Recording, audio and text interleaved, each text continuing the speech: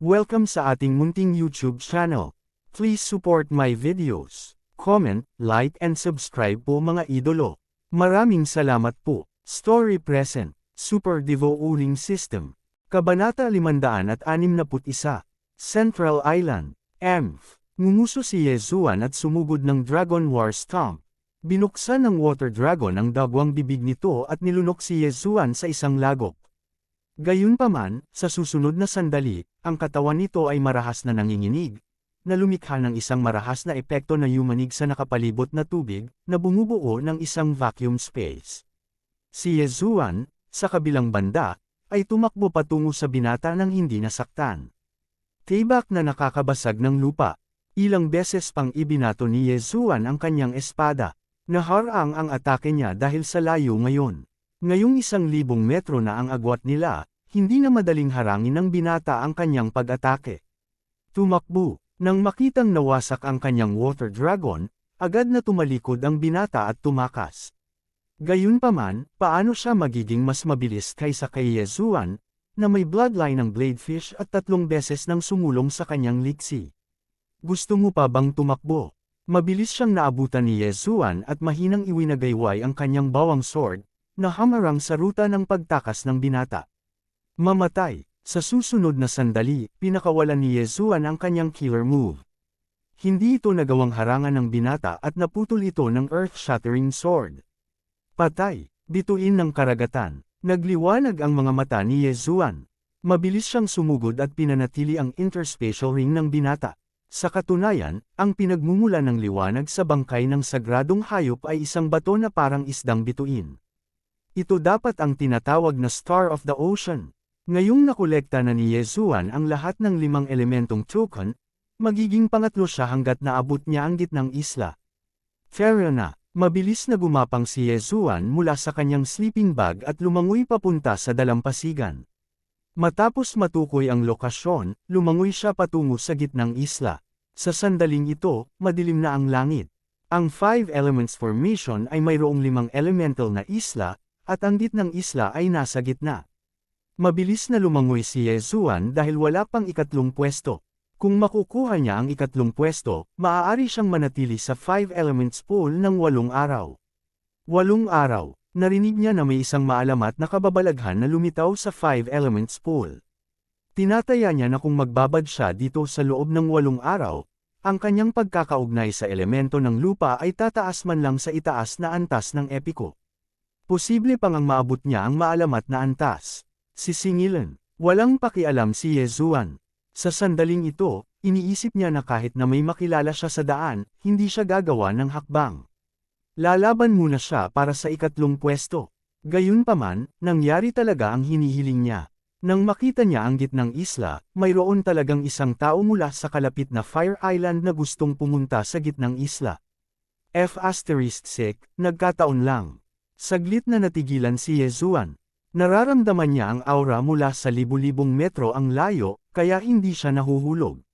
Dahil medyo madilim ang kalangitan, natuklasan lamang ng kabilang partido si Yezuan at hindi alam kung sino si Yezuan. Gayunpaman, mayroon talagang isang tao na gustong agawin ang kanyang ikatlong pwesto. Nililigawan si kamatayan. Bastos, gusto mong nakawin ang pangatlong pwesto ko. Huwag mo nang isipin. Nanlamig ang mga mata ng binata habang nagmamadaling lumapit kay Yezuan. Sa layo, mas malapit siya kay Yezuan, ngunit bigla siyang tumalikod dahil pakiramdam niya ay mas mabilis si Yezuan kaysa sa kanya. Kung silang dalawa ang maglalaban, tiyak na mas mabilis na makakarating si Yezuan sa gitnang isla. You're coming towards me. How dare you overestimate yourself? Fine, I'll send you to hell. Inilabas ni Yezuan ang bawang sword, tinapakan ang kanyang mga paa, at lumipad. Patungo sa kanyang kalaban. Pagbabago ng Demon God, Sword of the Earth Shattering. Pulse of the Earth, 2nd level. Nang malapit na ang kanyang kalaban, hindi nagatubili si Yezuan na umatake. Ang kanyang kalaban ay mas mabagal kaysa sa kanya, ngunit hindi niya masyadong ma-detect. Buti na lang at fire attribute ang kalaban niya. Sa dagat, ang kapangyarihan ng kanyang pag-atake ay lubos na mababawasan. Ang Sword of the Earth Shattering ni Yezuan ay kumuha ng 3 nagniningas na sword simula sa kanyang kalaban para makalusot. Nalantad agad ang gap. How strong? Hindi ko siya kayang labanan. Retreat. Dumilim ang mukha ng binata nang mabilis itong tumalikod. Gusto mong tumakbo pagkatapos magpakitang gilas. Hindi nais ni Yezuan na makatagpo siya ng gulo, ngunit ang kanyang kalaban ay malinaw na nasa harapan niya, ngunit siya ay dumating na naghahanap ng gulo. Maaari kang pumunta at umalis ayon sa gusto mo, ngunit hindi ganoon kadaling umalis. Sword of the Earth Shattering. Pulse of the Earth, 2nd level. Si Yezuan ay walang kabuluhang umatake at hinaranggan ang ruta ng pagtakas ng kanyang kalaban. Sabay mabilis na humabol sa kanya. Sa tansya niya, ang bilis niya sa dagat ang pinakamabilis sa libong henyo. Talagang the best. Bang! Bang! Bang! Mabilis na nagpalit-palit ang mga binti ni Yezuan at naabutan ang kanyang kalaban sa isang kisap mata. Hindi maganda. Ang ekspresyon ng kabilang partido ay lumubog na sa ilalim ng lambak. Labis ang panghihinayang niya sa kanyang puso. Bakit siya nagkusa para pukawin si Yezuan? Kung hindi niya lang siya na-provoke ngayon, hindi naman masama ang makakuha ng 4th place. Kung tutuusin, kulang lang ng isang araw. Pero ngayon, kailangan niyang tiisin ang galit ni Yezuan. May posibilidad na mamatay. Hindi yun posibilidad. Siguradong mamamatay siya. Mamatay. Tinadyakan ni Yezuan ang kanyang mga paa at iwinagayway ang kanyang bawang sword. Sa isang segundo, nagpadala siya ng higit sa 20 slash. Ang 20 Swords of the Earth Shattering na ito ay madaling tumagos sa tubig ng dagat na maaaring mag-freeze ng isang Strength Realm martial artist hanggang mamatay at tumangay patungo sa binata. Ang mga anggulo ng mga pag-atake na ito ay lubhang nakakalito. Ayon sa mga pagtatansya ni Yezuan, ang kabataang ito ay tiyak na mamamatay sa ilalim ng mga serye ng pag-atake na ito. Oo naman, ito ay tulad ng inaasahan ni Yezuan. Matapos harangin ang 3 sa Swords of the Earth Shattering, ang binata ay tinamaan ng natitirang Swords of the Earth Shattering. Sumabog ang buong katawan niya sa dagat. Masobrahan mo ang iyong sarili. Malamig na bamantong hininga si Yezuan.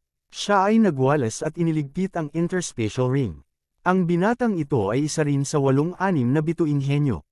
Sa kasamaang palad, nakilala niya si Yezuan sa dagat. Ngayon, personal na pinatay ni Yezuan ang 3-6 na bituing henyo. Ding! Tumaas ang Earth Attribute Conversion ng host. Ito ay kasalukuyang nasa 48 points. 48 puntos, 2 puntos na lang ang natitira mula sa 50%. Matapos mamatay ang kanyang kalaban, si Yezuan ay hindi nag-atubili kahit sandali. Mabilis siyang lumangoy patungo sa gitnang isla. Makalipas ang 1 minuto, matagumpay siyang nakarating sa gitnang isla. Oh, may dumating pang isa, panipi. Isang nagulat na boses ang lumabas. Itinaas ni Yezuan ang kanyang ulo upang tumingin at nakakita ng isang tao sa hangin. Ang 5 Elements Great Array ay mayroong Space Restriction Array. Kahit na ang pinakamalakas na henyo ay hindi makakalipad. Dahil ang taong ito ay nakatindig sa langit, natural na siya ay isang tao sa tabi ng Domain Master ng rehiyon ng Luosha. Pangatlo ka, sumama ka sa akin. Ngumiti ang matandang lalaki, kay Yezuan. Pagkatapos, dahan-dahan siyang lumipad sa isang direksyon. Ginamit ni Yezuan ang kanyang True Chi para patuyuan ang tubig at sinundan siya.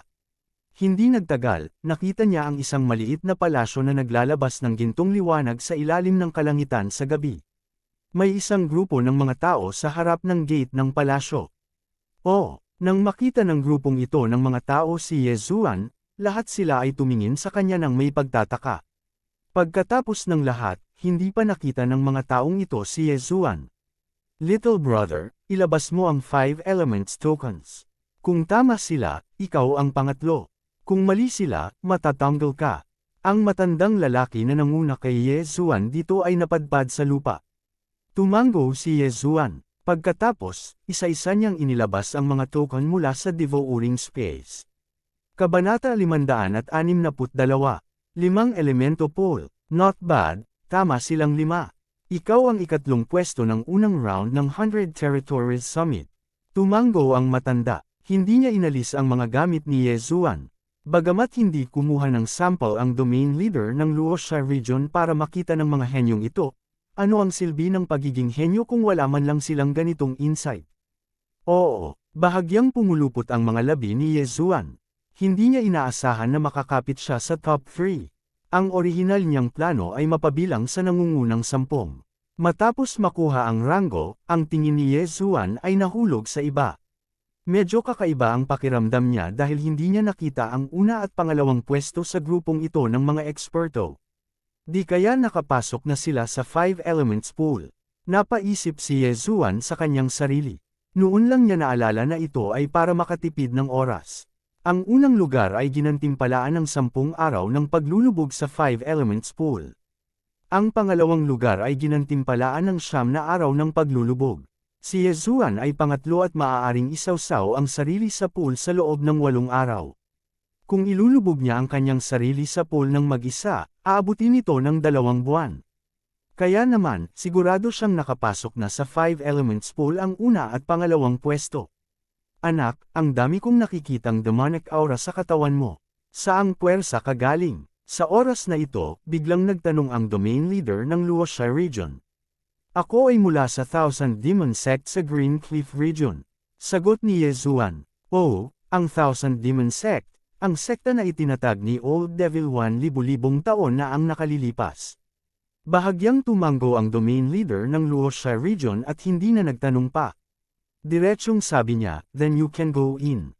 You are the 3rd place, so you can immerse yourself in the pool for 8 days. Tara na, ihahatid na kita. Lumapit ang matandang lalaki noon at direktang dinala si Ye Zuan sa palasyo. Nakahinga ng maluwag si Ye Zuan. Sa kabutihang palad, ang grupong ito ng mga eksperto ay nagtago ng kanilang mga aura. Kung ilalabas silang lahat, hindi siya makahinga. Bata, huwag kang tumalon ng walang ingat mamaya. Ang 5 Elements pool ay nabuo ng 5 Elements Great Array pagkatapos ng libu-libong taon. Ang 5 elemento ay nagpapatibay at tumutugon sa isa't isa.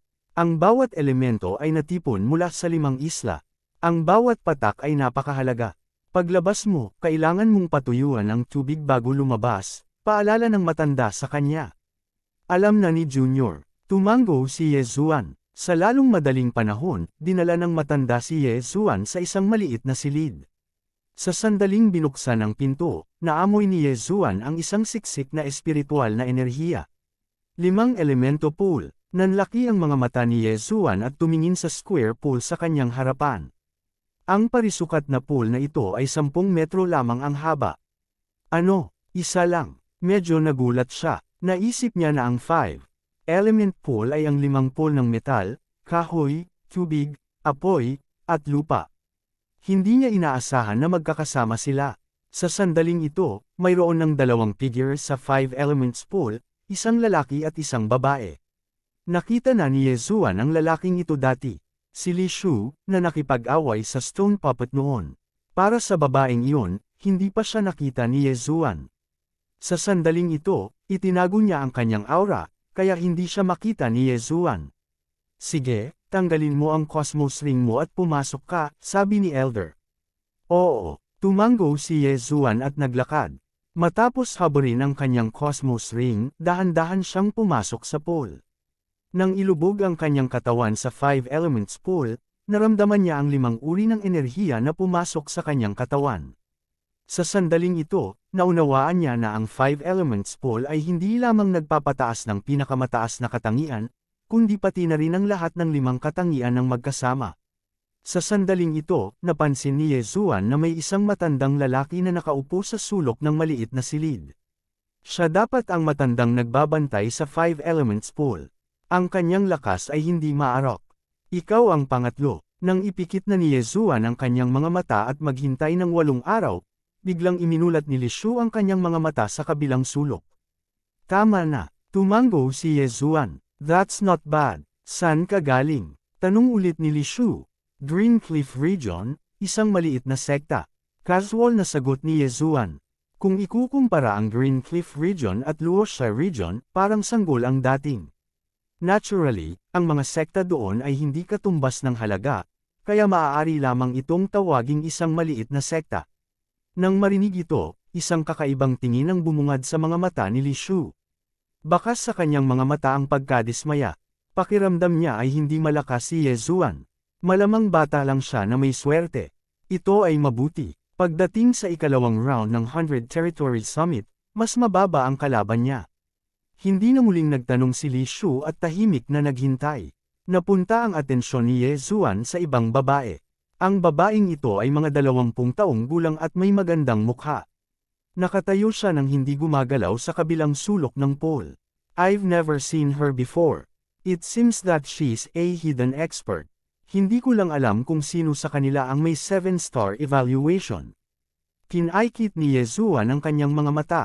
Alam niya na sa libong ekspertong ito, tiyak na magkakaroon ng 7 bituin na eksperto sa pagsusuri. Kung hindi, ang unang mag-set out ay magkakaroon ng 6.5 star evaluation. Ang isang 7 star na pagsusuri ay nangangahulugan na ang lakas ng isang tao ay napakalakas at hindi mahuhuli sa iba. Sa makatuwid, nahulaan ni Ye Zuan na ang isa sa 2 taong ito ay may 7 bituin na pagsusuri. O marahil, pareho silang may 7 bituin na pagsusuri. Ang kasalukuyang conversion ng katangian ko ay 48 lamang, hindi man 50%. Kung gagamitin ko ang Demon God Transformation, Earth Pulse, at Bawang Sword, dapat ay kaya kung makipaglaban sa isang 7 star na pagsusuri. Gayunpaman, kung hindi ako gagamit ng Bawang Sword, natatakot akong hindi ko sila matalo. Panipi, si Ye Zuan ay labis na nagkakasalungatan. Gayunpaman, ang mga bagay na ito ay dapat maghintay hanggang makalipas ang 8 araw. Pagkatapos ng lahat, ang pag-upgrade ng 5 Elements Pool ay batay sa kakayahan ng bawat tao. Ang ilang mga tao ay may napakakaunting, habang ang iba ay maaaring mag-upgrade sa maalamat na antas. Hindi tiyak kung sino ang mananalo. Gayunpaman, tulad ng pagbababad ni Ye Zuan sa 5 Elements Pool.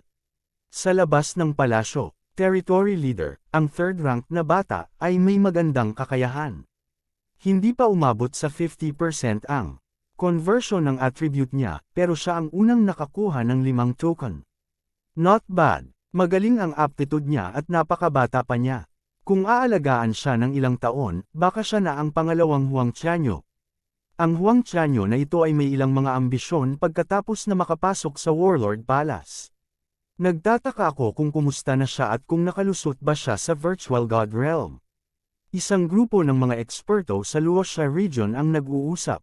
Ang Huang Qianyu na pinag-uusapan nila ay ang henyo na ang attribute affinity ay tumaas sa maalamat na level pagkatapos magbabad sa 5 Elements Pool. Ang henyong ito ay ipinadala sa Warlord Palace ng Luoxia Region's Territory Leader. Matapos makapasa sa pagsusulit, matagumpay siyang sumali sa Warlord Palace at naging Palace Guard. Oh ho ho, mas maganda kung may sumulpot pa. Nakangiting sabi ng pinuno ng teritoryo ng Luoxia Region. Sa sandaling ito, isang puting figure ang biglang lumitaw sa kalangitan sa itaas ng gitnang isla. Walang nakapansin sa kanyang hitsura. Hawak ng figure ang isang natitiklop na pamaypay sa kanyang kamay, at pagkatapos ay tahimik na bumaba. Lahat, nang mapunta ang puting figure sa itaas ng Luoxia Region's Territory Leader, bigla siyang nagsalita. Nang marinig ang boses na ito, ang lahat ay nagtaas ng kanilang mga ulo sa pagkagulat, tanging ang isang estranghero ay nakatayo sa itaas nila. Sino ta? Nagulat ang pinuno ng teritoryo ng Luoxia Region. Nasa tuktok na siya ng Spirit Stage at isang hakbang lang ang layo mula sa Virtual God Realm. Kabanata 563. Ang aking apelyido ay Jiang. Gayunpaman, ang puting figure na ito ay tahimik na nakarating sa itaas ng kanilang mga ulo. Talagang hindi siya ordinaryong tao. Huwag kang kabahan. Kung gusto kitang patayin, patay ka na. Kinawayan ng puting figure ang kanyang pamaypay at ngumiti. Kung narito si Ye Zuan, tiyak na makikilala niya siya. Ito ay dahil ang puting figure ay si Jiang Tianjin, na pumatay kay Wei Zhenchen at 2 beses siyang pinahirapan at pinahiya. Anong sinasabi mo? Nagalit ang Luoxia Region ruler at ang iba pa. Gayunpaman, naunawaan nila na ang puting figure sa harap nila ay isang empty God Realm na pag-iral. Magiging madali para sa isang empty God Realm expert na patayin ang mga eksperto sa Spirit Realm na tulad nila. Hindi nila maintindihan kung bakit lilito dito ang isang empty God Realm expert. May maitutulong ba ako sa iyo? Magalang na tanong ng Luoxia Region ruler. Hindi nagpatalo si Jiang Tianjin at sinabing, alam ko na nagdaraos ka ng 100 Territories Summit. Ang mananalo ay magkakaroon ng pagkakataong makapasok sa Warlord Hall, tama ba? Oo, tumango ang Luoxia Region Ruler. Nakapasok na ang 3 tao sa 5 Elements Pool, tama ba? Ano ang susunod mong gagawin? Tanong ni Jiang Tianjin. Anong gagawin natin? Ang pinuno ng Luoxia Region ay natulala. Lumingon siya at tumingin sa mga tao, ganito, binigyan tayo ng Battle Emperor Palace ng 5 pwesto sa pagkakataong ito. Sa makatuwid, ang nangungunang 10 magsasaka ay maglalaban-laban sa isa't isa at ang huling 5 ang pipiliin. Pupunta ako sa Battle Emperor Palace at kukuha ng pagsusulit. Pairs. Ang galing. Ngumiti si Jiang Tianjin at sinabing, kung gayon, inuutusan kitang pagsamahin ang 1 at 2 pwesto. 1 at 2 pwesto. Ang Luoxia Region Ruler ay natigilan at tumanggi, Sir, ito ay labag sa mga patakaran. Rules. Anong rules? Isinara ni Jiang Tianjin ang kanyang fan at sumigaw, ako ang mga patakaran. Nagbago ang ekspresyon ng Luoxia Region Ruler. Hindi lang yun, pati yung iba nagbago din. Hindi nila maintindihan kung bakit pinagsama ang 1 at 2 pwesto. Nagalit kaya ang 1 at 3 pwesto sa puting figure? Pwede ko bang itanong kung sino ka? Hindi agad sumagot ang Luoxia Region Ruler at nagtanong. Hindi mo kailangan malaman kung sino ako. Kailangan mo lang malaman na ang apelyido ko ay Jiang. Malamig na sabi ni Jiang Tianjin. Luya, nang marinig ng lahat ang apelyidong ito, tumingin din sila sa paligid ng walang laman. Tanging ang Domain Master ng rehiyon ng Luoxia ang nag-react. Jiang, ang hari ng Tools Palace. Bulalas ng Domain Master ng Luoxia Region. Saka lang nag-react ang grupo sa likod niya. Ang Jiang na ito pala ay mula sa Jiang clan ng King of Tools Hall. Ang binatang nakaputi na ito na nasa Virtual God Realm ay talagang mula sa Jiang family. Kailangang malaman ng isa na ang rehiyon ng Luoxia ay katabi ng rehiyon ng Kaitia ng Beast King Hall, hindi ang Tool King Hall. Kung gayon, bakit lilito ang Jiang clan sa teritoryo ng Battle King Hall? Kamahalan, nasa ilalim kami ng jurisdiction ng Battle King Palace, paalala sa kanya ng Region Master ng Luoxia Region. Ang Battle King Hall, ang Tool King Hall, at ang Beast King Hall ay dating isang entity, ngunit kalaunan ay naghiwalay sila, na hinati ang buong Eastern Continent sa 3 bahagi. Ang rehiyon ng Luoxia ay nasa ilalim ng jurisdiction ng Warlord Hall. So ano, ang alam ko lang ako ang may hawak dito, nangingibabaw na sabi ni Jiang Tianjin. Gayunpaman, mayroon din siyang lakas. Ang nag-iisang Virtual God Realm Powerhouse ay sapat na upang patayin ang lahat ng tao dito at malubog ang lahat ng 6 na isla. Gusto kong malaman ang dahilan. Nag-alinlangan sandali ang Domain Master ng rehiyon ng Luoxia bago nagtanong. Ang kanyang tanong ay halos matakot sa grupo ng mga eksperto sa likod niya hanggang sa mamatay. Masyadong matapang ang Domain Master ng rehiyon ng Luoxia. Naglakas loob siyang magtanong ng napakaraming tanong sa harap ng isang Virtual God Realm Powerhouse. Hindi ba siya natatakot na galitin ang kabilang partido at magdulot ng patayan? Dahil, katuwaan lang yan.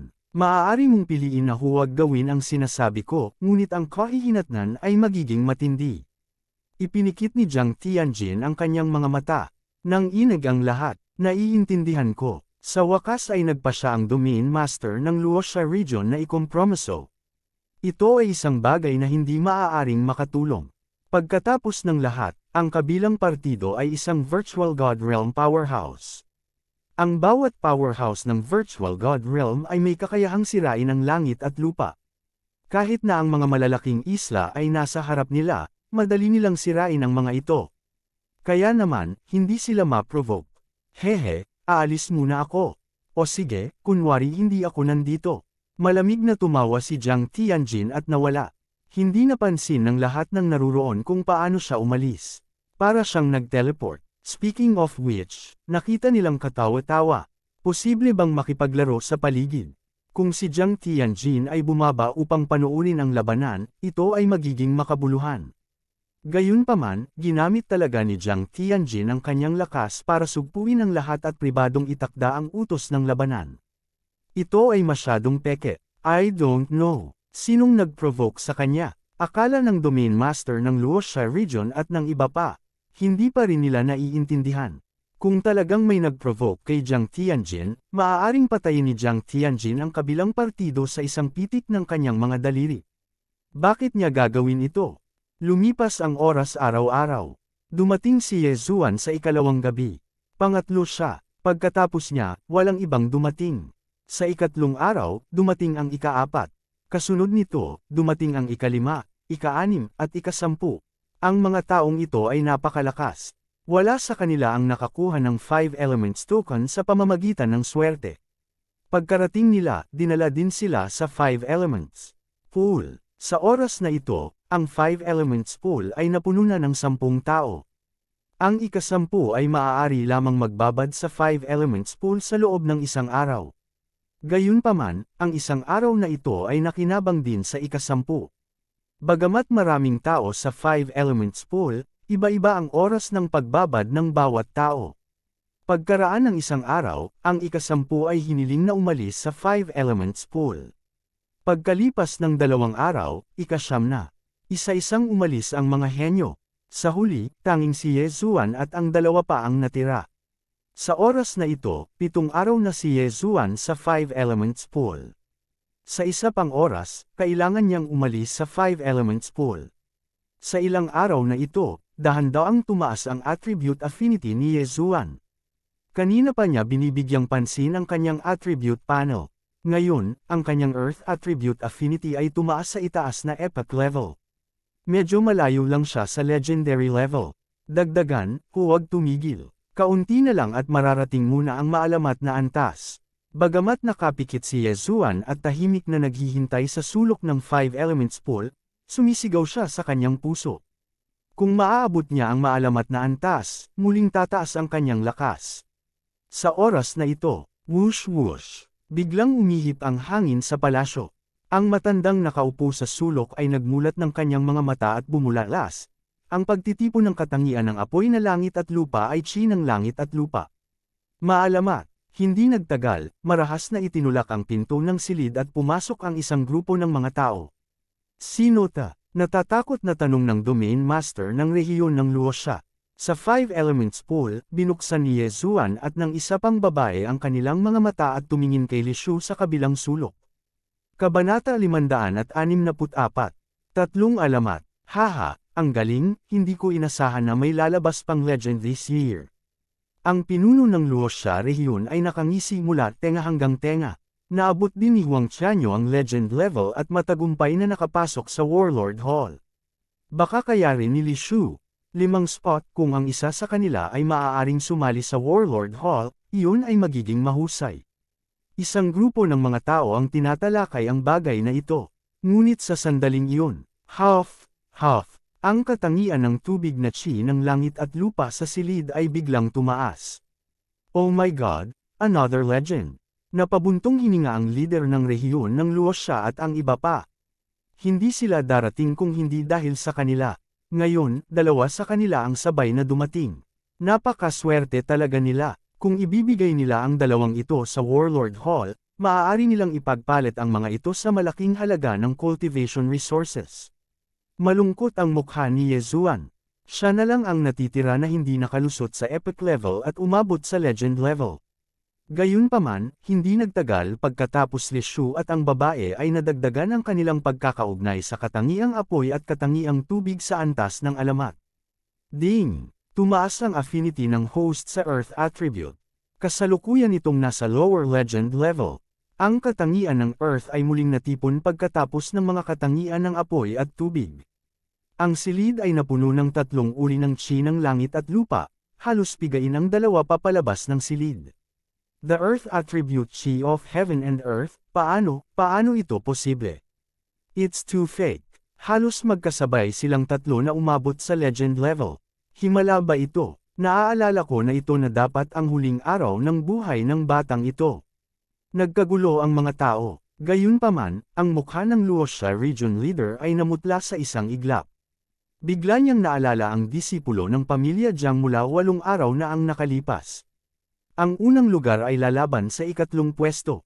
Sa ilalim ng normal na mga pangyayari, ito ay isang labanan ng buhay at kamatayan. Gayunpaman, ang unang lugar na si Li Shu at ang pangatlong lugar na si Ye Zuan ay parehong nagpapataas ng kanilang kaugnayan sa antas ng legend. Ang mga taong naruroon, kabilang ang Luoxia Region Leader, ay walang kaugnayan sa antas ng legend. Si Ye Zuan at ang iba pang dalawang junior ay pawang antas ng legend. Kung maglalaban sina Ye Zuan at Li Shu, pareho silang masusugatan. Kung hindi mag-iingat si Ye Zuan, mamamatay si Ye Zuan. Maaaring hindi alam ng iba, ngunit alam ng Luoxia Region Leader at ng iba pa ang level ni Li Shu. Li Shu nagawa ni Li Shu na talunin si Yang nang siya ay nasa likod ng Cloud Eagle. Gayunpaman, sa oras na iyon, mayroon pa rin siyang lakas. Ang kay Li ni Li Shu ay, kay Li Shu sa kanyang sarili, sa Luoxia Region Leader, kay Li Shuoyang. Para kay Ye Zuan, hindi man lang 50% ang kanyang affinity. Ang kanyang kakayahan ay malayo kay Li Shu. Ito ay masama. Hindi ko alam kung sino ang nag-provoke sa pamilyang Jiang. Kung ang brat na ito, ayos lang. Kung si Li Shu, ang rehiyon ng Luoxia hanggang Lililita, ay si Lili. Tuldok tuldok tuldok. Li Shuoyang Tian. Yang, kay Li Shu, kay Li, kay Shuoyang kay Tato Tian. Agad na nag-react ang Domain Master ng rehiyon ng Luoxia. Ito ay dahil nakatanggap din si Merongzhu ng 7-star evaluation, na personal din niyang ibinigay. Kung pinukaw ni Li Shu si Jiang Tianjin, maglalaban sina Li Shu at Merongzhu. Sa ganoong paraan, magdurusa ang magkabilang panig. Ibig sabihin, ang nag-provoke kay Jiang Tianjin ay hindi si Li Shu. Si Ye Zuan iyon, Sai, para ma-provoke ang isang Empty God Realm expert. Sayang naman, walang magawang umiling ang Luoxia Region Leader. Gayunpaman, 8 araw na ang nakalipas, hiniling lamang sa kanya ni Jiang Tianjin na pagsamahin sina Ye Zuan at Li Shu. Kung si Ye Zuan ay sapat na malakas o inamin ang pagkatalo, mayroon pa ring pagkakataon. Nais ng Luoxia Region Leader na tanggapin si Ye Zuan at alagaan si Ye Zuan sa loob ng ilang taon bago siya ibigay sa Warlord Palace. Ngayon, kahit na ang Luoxia Region Leader ay may 10 lakas ng loob, hindi siya maglalakas loob na tanggapin si Ye Zuan. Pinukaw ni Ye Zuan ang isang eksperto sa Empty God Realm. Bukod dito, siya ay mula sa Jiang family ng Weapon King Palace. Malinaw na gustong pahirapan ni Jiang Tianjin si Ye Zuan at patayin si Ye Zuan. Paano siya mapoprotektahan ng Luoxia Region Leader? Anak, wala akong kakayahang tulungan ka. Sarili mo lang ang maaasahan mo. Napaisip ang Luoxia Region Leader sa kanyang sarili. Naisip niya na malamang na nagalit si Ye Zuan kay Jiang Tianjin nang hindi sinasadya. Gayunpaman, dahil sa pagkakakilanlan ni Jiang Tianjin, ayaw niyang gawin ito sa kanyang sarili. Pagkatapos, gagawin ito ni Li Shu para sa kanya. Ang pagkakaugnay ni Ye Zuan, Li Shu, at Merongzhu ay tumaas lahat sa antas ng legendary. Gayunpaman, dahil kakapasok lang nila, hindi sila ginulo ng Luoxia Region Leader. Hindi nagtagal, natapos na ang oras ni Ye Zuan. Niyaya siyang lumabas. Hindi ko inaasahan na magiging ganoon kaepektibo ang 5 Elements Pool. Nadagdagan nito ang aking kaugnayan sa Earth Element mula sa Epic level hanggang sa Legendary level. Si Ye Zuan ay lubos na nasisiyahan. Pangatlo siya, kaya 8 araw lang siya.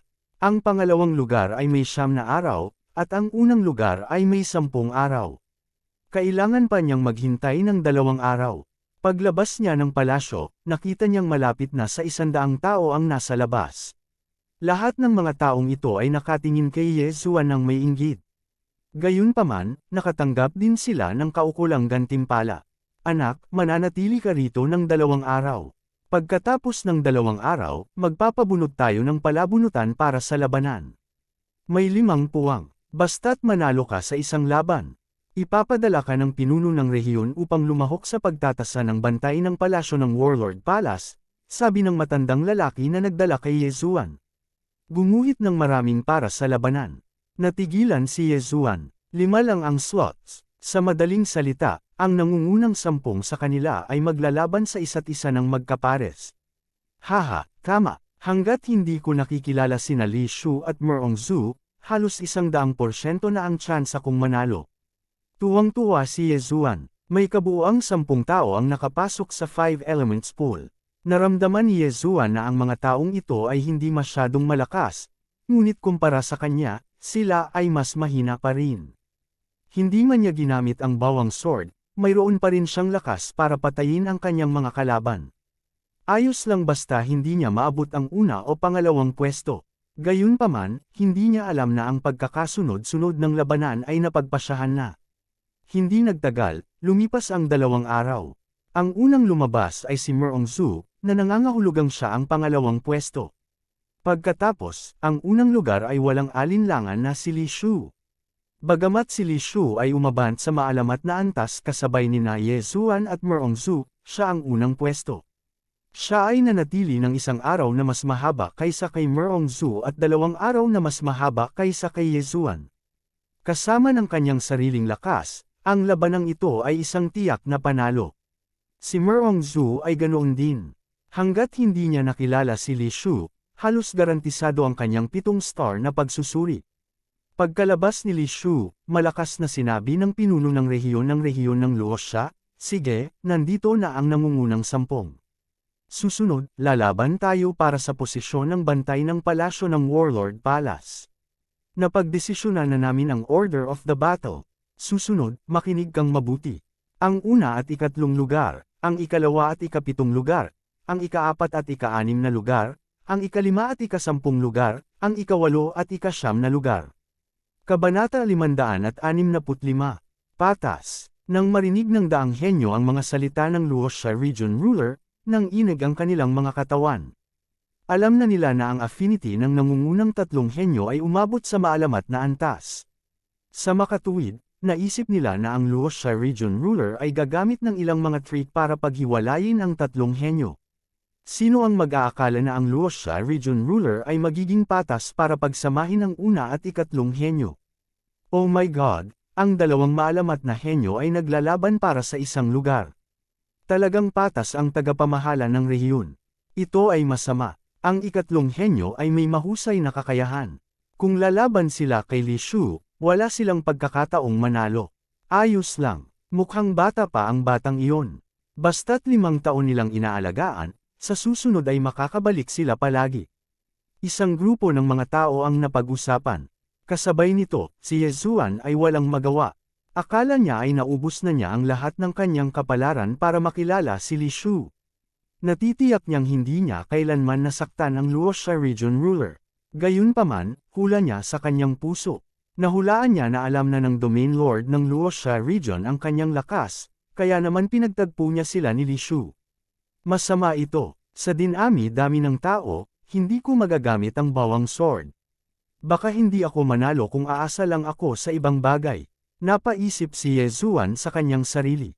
Ang gantimpala para sa labanang ito ay isang lugar upang maging bantay ng palasyo ng Warlord Palace. Kailangan niyang pumasok sa Warlord Palace dahil ito ay isang clue na iniwan ng kanyang ama. Sa pamamagitan lamang ng pagpasok sa Warlord Palace nakuha niya ang susunod na clue. Sa makatuwid, kailangan niyang lumaban. Kailangan niyang talunin si Li Shu. Sige, magsimula tayo sa ika-8 at 9 na henyo. Walang magawa ang Luoxia Region Ruler at sinabing, medyo nadismaya ang mga tao dahil naisip nila na ang unang labanan ay sa pagitan ni Yezuan at Li Shu. Gayunpaman, hindi ito mahalaga. 5 lang ang laban at malapit na itong matapos. Maaari kang umami ng pagkatalo sa labanang ito. Ang mananalo ay makakakuha ng pwesto upang maging isang gwardya ng palasyo ng Warlord Palace. Matapos marinig ang mga salita ng Luoxia Region Ruler, ang ika-8 at ika-9 na henyo ay humakbang pasulong. Pakiusap. Ang 2 henyo ay halos magkasing edad at ang kanilang mga pagsusuri ay 5.5 bituin. Sa makatuwid, ang labanan na ito ay maaaring sulit na panoorin. Gayunpaman, nakakalungkot na ang taong ika-8 ay mayroong water attribute physique, habang ang taong nasa ika-9 ay mayroong wood attribute physique. Ang katangian ng tubig ay kinontra. Kaya, nanalo ang ika-9 na ranggo na disipulo at nakakuha ng pagkakataong lumahok sa pagsusulit ng Battle King Palace. Sumunod, ito ay ang ika-5 at ika-10 pwesto. Nagkaroon ng malaking pagkakaiba sa lakas sa labanang ito. Ang ika-5 ranggo ay nanalo at nakakuha ng pwesto. Ang ika-3 labanan ay sa pagitan ng ika-4 at ika-6 na pwesto. Walang suspense. Nasa ika-4 na pwesto ang Stone Puppet, na nagtago ng kanyang lakas sa panahon ng pagsusuri. Ang kanyang tunay na lakas sa pakikipaglaban ay umabot sa 6.5 bituin, malapit sa 7 bituin, habang ang kanyang kalaban ay 5 bituin lamang, kaya madaling napigilan ng Stone Puppet ang kanyang kalaban at nanalo. Ang tatlong laban na ito ay karaniwan lamang sa lahat. Pero sa sumunod na round, nanlaki ang mata ng lahat. Si Merong Zhu, ang anak na babae ng alkalde ng isa sa mga pangunahing lungsod sa Luoxia Region, ay pinagpala ng langit. 22 taong gulang pa lamang siya, ngunit umabot na sa 70% ang kanyang conversion na katangian. Pagkatapos magbabad sa 5 elements pool sa loob ng 9 na araw, ang kanyang water affinity ay bumagsak sa maalamat na antas. Ang kanyang kalaban ay nasa ika-7 ranggo. Bagamat itinago rin niya ang kanyang lakas, 5.5 bituin lamang ang kanyang rating. 22 taong gulang at 70% ang conversion ng katangian. Matapos marinig ang mga talakayan ng iba, bumalik din si Ye Zuan sa kanyang katinoan. Siya ay umabot din sa 21 taong gulang, 1 taon na mas bata kay Merong Zhu. Ngunit ang conversion ng katangian ni Merong Zhu ay nalampasan ng sobra.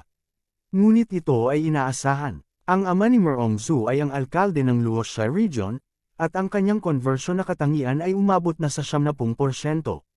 Malakas din siyang tao. Si Merong Zhu ay lumaki na may gininto ang kutsara sa kanyang bibig, gaano kalala ang kanyang kakayahan.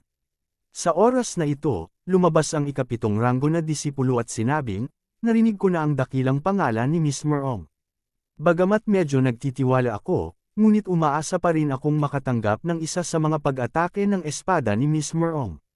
Nang lumabas ang mga salitang ito, lahat ng tao sa paligid ay nagulat. Hindi pa umabot ng 60% ang kanyang attribute conversion, at nang ahas siyang sabihin na makakatanggap siya ng isa sa mga atake ng espada ni Merong Zhu.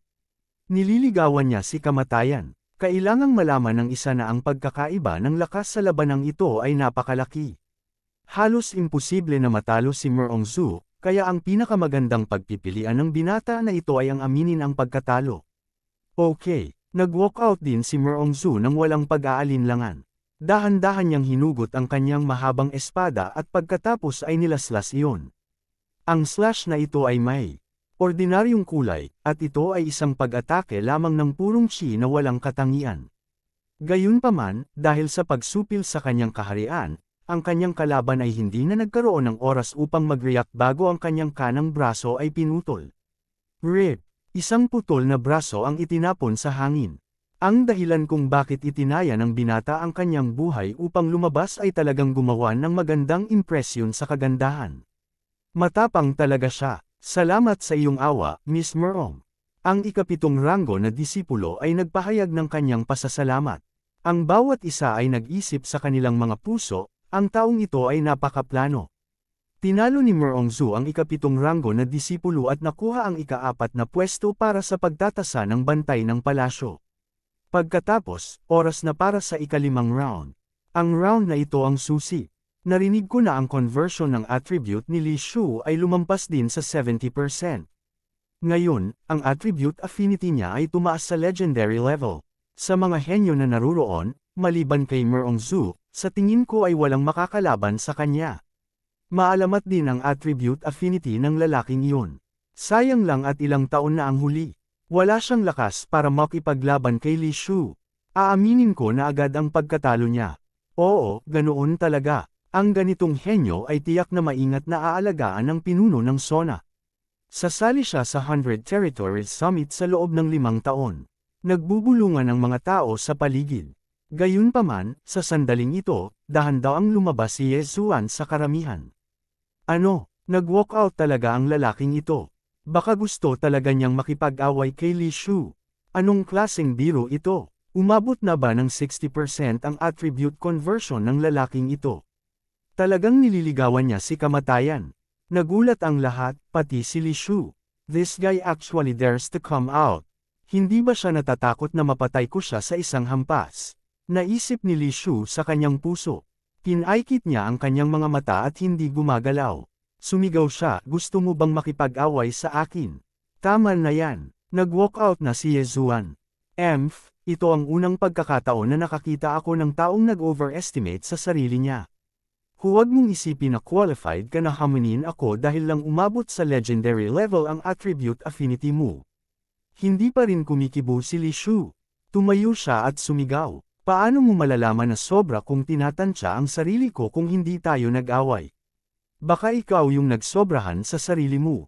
Naglabas si Yezuan ng de-kalidad na celestial weapon.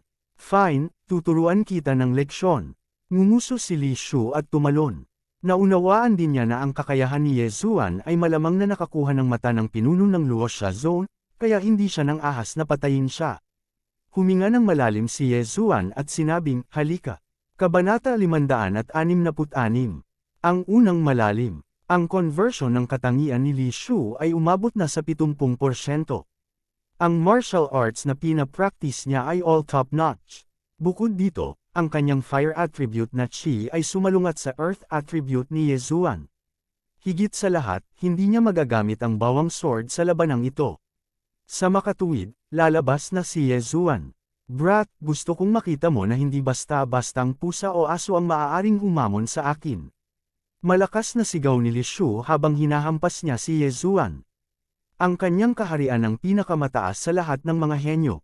Isang strike lang ang ginamit ni Merong Zhu para harapin ang kanyang kalaban, kaya gusto rin ni Li Shu na gumamit ng isang strike. Ang nag-aapoy na sword Qi na ito ay napakatalas. Nakatutok ito sa kaliwang kamay ni Yezuan. Kung si Yezuan ay tinamaan ng sword Qi na ito, ang kanyang kaliwang kamay ay malamang na masunog sa isang iglap. Hindi na ako magtatago. Demon God. Transformation. Biglang lumitaw ang anino ng isang demonyong Diyos sa likod ni Yezuan at sumanib sa kanyang katawan. Sa sandaling ito, ang kanyang mga mata ay itim. Ito ang Demon God transformation ni Old Devil One. Ang domain leader ng Luoxia Region, Tornado, at ang iba pa ay nagulat lahat. Nang umalis si Yezuan sa Blade Island noong araw na iyon, hindi siya sinundan ni Tornado, kaya hindi niya alam na nakuha ni Yezuan ang Tranquility Seed. Hindi rin niya alam na natutunan ni Yezuan ang Demon God Transformation. Ang Demon God Transformation ay nilikha libu-libong taon na ang nakalilipas ng isang Void God Realm Elite. Ang taong iyon ay si Old Devil One. Ang matandang Devil One na ito ay medyo makasarili.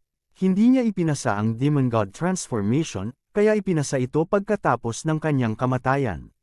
Ngunit sino ang mag-aakala na naintindihan ni Yezuan ang Demon God Transformation sa kanyang sarili? Saglit na natigilan si Li Shu. So he was hiding his strength. But can you block this move? Naisip ni Li Shu sa kanyang sarili. Bagamat ginamit ni Yezuan ang Demon God Transformation, hindi inisip ng mga elite sa paligid na mahaharangan niya ito. Sa karamihan, kaya niyang umiwas. Ngunit ayaw umiwas ni Yezuan. Itinago niya ang kanyang lakas para hintayin ang sandaling ito. Ngayong dumating na ang oras, ano ang silbi ng pagtatago nito? Sword of the Earth Splitting. Second Level Pulse of the Earth. Isang brownish-yellow sword Qi ang bumangga at bumangga sa nagniningas na sword Qi. Kahit na ang Earth attribute ay sinalungat ng Fire attribute ni Li Shu, isa pa rin itong attribute na Qi.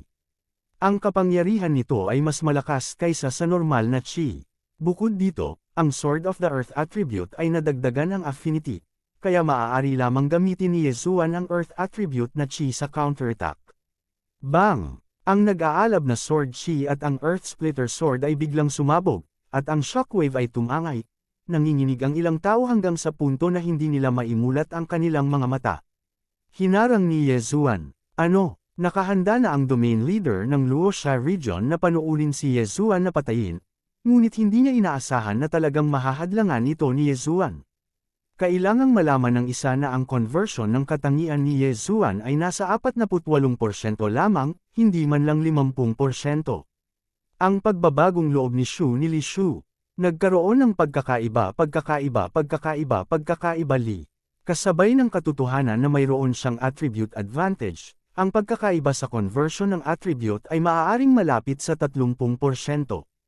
Talagang nagawang harangan ni Yezuan ang 30% pagkakaiba sa conversion ng katangian. Bakit ganun? Labanan yeye. Napasigaw si Li Shu sa gulat. Hindi niya maintindihan. Ang isang pag-atake na maaaring pumatay ng isang tao na may 60% conversion ng attribute ay nablock ni Yezuan, na hindi man lang umabot sa 50% conversion ng attribute. Ang eksenang ito ay wala sa inaasahan ng lahat. Maging ang Domain Master at Tornado ng rehiyon ng Luosha ay nagkamali sa paghusga sa kanya. Si Merong Zhu lang ang bahagyang sumimangot, na parang may napagtanto. Mas talented ba ang batang ito kaysa kay Merong Zhu? Ngunit ang Yuan Shi na ginamit niya ay halos 50% lang. Hindi ito maaaring mas mataas. Ang pagkakaiba sa pagitan ng 50% at 70% na conversion ng katangian ay napakalaki. Paano niya ito mahahadlangan? Siguradong naging madali sa kanya si Li Shu. O si Li Shu ay isang tigre ng papel. Nang marinig iyon ni Li Shu, agad siyang sumigaw, "Ano ang sinabi mo?" Ang taong tumawag sa kanya ng isang tigre ng papel ay lumiit sa kanyang leeg at hindi na naglakas loob na magsalita pa. Hinarang ni Yezuan ang pag-atake ni Li Shu gamit ang Sword of the Earth Splitting Sword, na naglalaman ng second level Pulse of the Earth. Bukod dito, kinailangan siya ng 3 galaw para harangan ang pag-atake ni Li Shu. Ito ang pagkakaiba. Hindi ako naniniwala na maaari mong harangan muli. Sigaw ni Li Shu sa kanyang puso at muling naglaslas. Matagal nang hinihintay ito ni Yezuan. Naglaslas pa siya ng 3 beses. Bang! Ang 3 Sword of the Earth Splitting Sword ay bumangga sa nagniningas na aura ng espada at sumabog. Sa pagkakataong ito, naunawaan na ng Domain Master ni Luosha. Katapusan, Earth Throbbing Sword. Ang Domain Master ni Luosha ay hindi napigil ang mapabulalas. Hindi lang iyon, nakita rin ito ng mga nakapaligid na eksperto. Ang Earth Elemental Spirits ay kasing bihira ng Wood Elemental Spirits. Ito ay medyo bihira kumpara sa iba pang 3 Elemental Spirits. Gayunpaman, hindi ito nangangahulugan na sila ay ignorante. Makikilala pa rin nila ang ultimacy. Ano, ultimacy? Nanginginig ang mga tao sa paligid. Naghinala sila na nagkamali sila ng narinig. Ultimacy. Imposible, paano mo naintindihan ang ultimacy? Hindi makapaniwala si Li Shu. Nakita niya ang kanyang nag-aalab na aura ng espada na inalag ng 2 beses. Ito ang Earth-Throbbing Sword of the Ultimacy of Earth. Natigilan ang lahat. Ang Domain Master ni Luosha ay higit pa. Ang conversion ng kanyang katangian ay umabot na sa 100 puntos. Isang hakbang na lang ang layo niya mula sa pagpasok sa Empty God Realm. Gayunpaman, kung gusto niyang makapasok sa Empty God Realm, kailangan niyang maunawaan ang isang ultimacy. Ilang taon na siyang na-stuck pero hindi niya pa rin maintindihan ang isang ultimacy. Bagamat maaaring pataasin ng 5 elements pool ang attribute affinity, iba ang pagtaas para sa lahat. Naabot lang ng Domain Master ni Luosha ang upper epic level. Walang epekto sa kanya ang 5 elements pool. Sa makatuwid, siya ay naipit sa tuktok ng Spirit Realm at hindi makalusot. Gayunpaman, ngayon, nakakita siya ng isang sobrang henyo na nakaintindi ng isang ultimacy sa Spirit Realm. Sa kasamaang palad, ang sobrang henyo na ito ay nakasakit ng isang Empty God Realm powerhouse. Sayang naman, naisip ng Domain Master ni Luosha at ng iba pa. Bigla nilang naalala si Jiang Tianjin mula 10 araw na nakalipas. Kung mayroon lang siyang ganitong lakas, may pagkakataon akong manalo. Kinaikit ni Yezuan ang kanyang mga mata. Sa katunayan, mayroon siyang isa pang kalamangan, at iyon ay ang anti-flight formation. Sa gitnang isla, maliban sa mga eksperto, hindi makakalipad si Li Shu. Sa ganitong paraan, maaaring gamitin ang kanyang Battle Dragon's 10 Steps bilang trump card. Kung kinakailangan, baka mahuli niya ang kanyang kalaban. Sa pag-iisip tungkol dito, nagpatuloy si Yezuan sa pag-atake. Ang Vigor Realm at Spirit Realm ay pangunahing nakadepende sa pangangatawan ng isang tao. Kapag ang isa ay nakarating sa Essence Realm, ang pagtaas ng pangangatawan ay hindi magiging ganoon kalaki. Ito ay pareho para sa Spirit Realm. Sa mga tuntunin ng pangangatawan, ang pangangatawan ni Yezuan ay halos kapareho ng kay Li Shu. Gayunpaman, ang bilis ng kanyang pag-atake ay mas mabilis kaysa sa kanyang kalaban. Pagkatapos ng lahat, mayroon pa rin siyang Fist Emperor Bloodline, na maaaring tumaas ang kanyang bilis ng pag-atake ng 30%. Sword of the Earth Splitting. Sword of the Earth Splitting. Sword of the Earth Splitting. Natapakan ni Yezuan ang Battle Dragon Stomp habang umaatake siya. Kabanata 567. Pumutok na guard. Papatayin kita. Nakaramdam ng kahihiyan si Li Shu. Siya ay umungal at nagsimulang umatake ng baliw. Ngayon, hindi siya nang ahas na maliitin si Yezuan. Kung natalo siya, baka magpakamatay siya. Sa sandaling ito, nakita ni Yezuan ang pag-atake ni Li Shu. Ito ay isang magandang pagkakataon. Ang 10 hakbang ng Battle Dragon. 2 hakbang ng Earth's Pulsation. Bagamat ang Battle Dragon Stomp ay ang pinakamababang antas ng Earth attribute na martial arts, napakalakas nito pagkatapos isama ang Earth's Pulsation. Ginamit ito ni Yezuan para basagin ang mga ulo ng ilang tao, pati na rin ang mga buto ng kanilang binti. Sa pagkakataong ito ay isang magandang pagkakataon. Weng, si Li Shu, na umaatake, ay biglang nakaramdam ng dagandong sa kanyang ulo at sakit sa kanyang mga binti. Ang una niyang reaksyon ay ang malaman na siya ay tinamaan. Sa isang kisap mata, bumulwak ang kanyang fire attribute na true energy at pinrotektahan ang kanyang mga paa. Ngunit sa sandaling ito, dumating ang earth-splitting sword ni Yezuan. Fang! Medyo mabilis ang reaksyon ni Li Shu. Casual niyang hiniwa ang earth-splitting sword. Kung hindi, sapat na ang espadang ito para kitilin ang kanyang buhay. Ang aking mga katangian ay pinigilan. Ito ay kakilakilabot. Si Yezuan ay walang magawa. Naisip niya na kung ang tunay na enerhiya ni Li Shu ay mula sa katangiang metal, siya ang mananaig ngayon. Fang! Fang! Fang! Ang mga dagandong ay nahulog sa mga tainga ng mga tao sa paligid. Laking gulat nila kaya nagpatira pa sila sa lupa. Ang isang taong may mas mababa sa 50% conversion ng attribute ay maaaring talagang hamunin ang isang tao na may 70% attribute conversion gamit ang ultimacy. Napakalakas ng ultimacy na ito. Masyadong nakakatakot ito. Kung ang batang ito ay may kaparehong attribute conversion na gaya ni Li Shu, si Li Shu ay napatay kaagad. Napaisip ang Luoxia Region Governor sa kanyang sarili. Kasabay nito, sobrang inggit siya dahil naintindihan ni Yezuan ang ultimacy. Nangangahulugan ito na hanggat umabot sa 100 ang attribute conversion ni Yezuan, makakalusot siya sa virtual god realm ng walang anumang kadena. 3 earth-splitting swords can only block 1 flaming sword aura from the opponent. But my move is very insidious. The opponent can't find the time to attack me and is in a passive position. Napaisip si Yezuan habang umaatake siya. Nagawa niyang supilan pansamantala si Li Shu dahil sinamantala niya ang pagkakataong umatake habang si Li Shu ay tulala. Kung kinuha niya ang bawang sword, si Li Shu ay isang bangkay. Sa kasamaang palad, hindi siya nang ahas na kunin ang bawang sword. Pagkatapos ng lahat, ito ay ganap na makatwiran upang patayin at pagnakawan ng iba ng kanilang mga kayamanan. Kung may lumitaw na virtual god weapon, maliwanag na papatayin ng domain master ng Luoxia region ang lahat dito. Earth-splitting sword, ang 10 hakbang ng Battle Dragon. 2 alon ng Earth, ang sasabihin ni Yezuan, Li Shu ay maging si Li. Kinailangan ni Li Shu na dumpensa laban sa Earth-splitting sword habang nagtatanggol din laban sa War Dragon Stomp.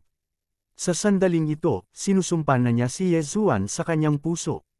Editors Fox bilang Art Salungguhit Editors Lucas Salungguhit Lili Translation Li Shu.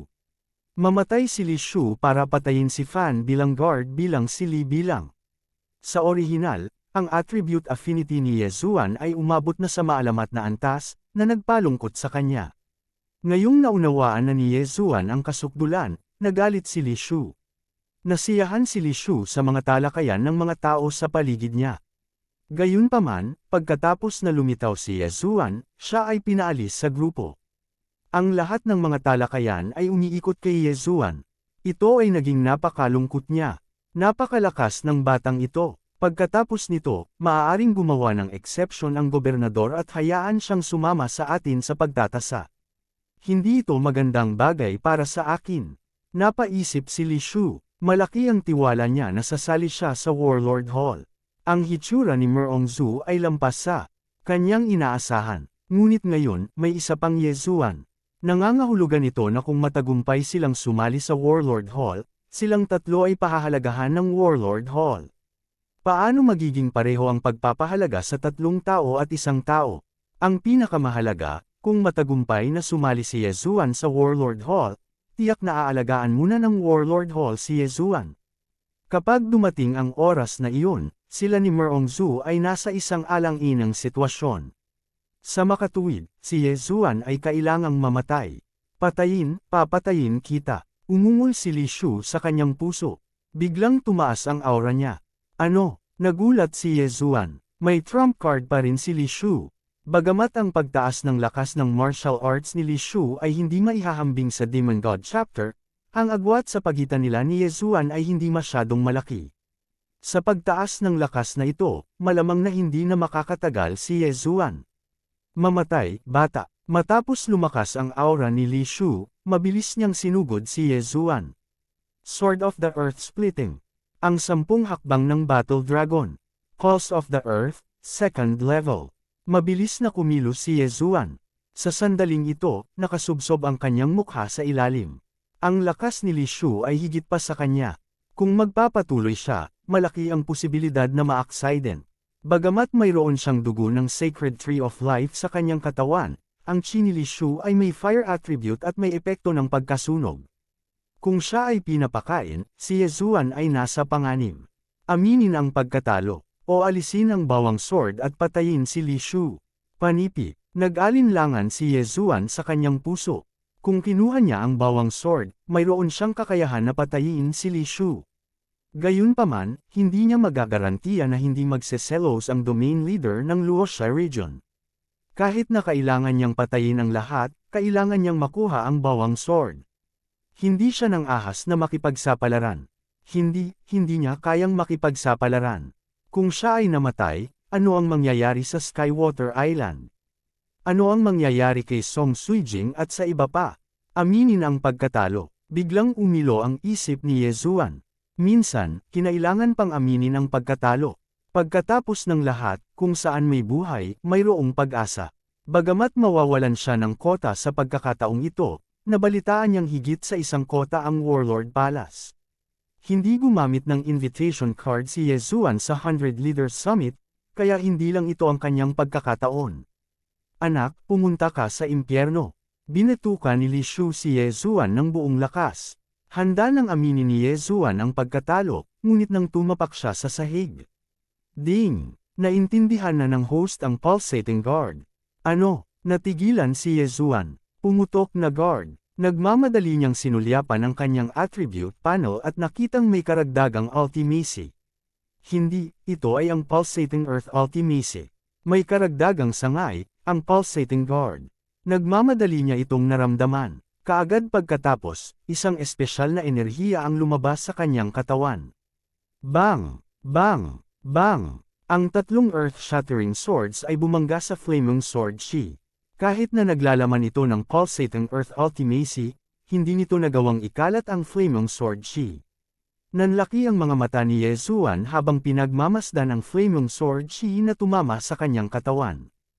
Hindi, dapat ay tumama ito sa espesyal na enerhiya sa labas ng kanyang katawan. Bang! Ang Flaming Sword Chi ay nanginginig ng 2 beses sa isang iglap at pagkatapos ay nawala. Ito, natigilan si Yezuan. Ang pulsating guard, gaya ng iminungkahing pangalan, ay ginamit ang pulsating earth ultimacy para sa pagtatanggol. Ang pulsating earth ultimacy ay ginamit para sa opensa, habang ang pulsating guard ay ginamit para sa depensa. Higit pa, rito, ang pulsating guard ay kapareho ng pulsating earth ultimacy.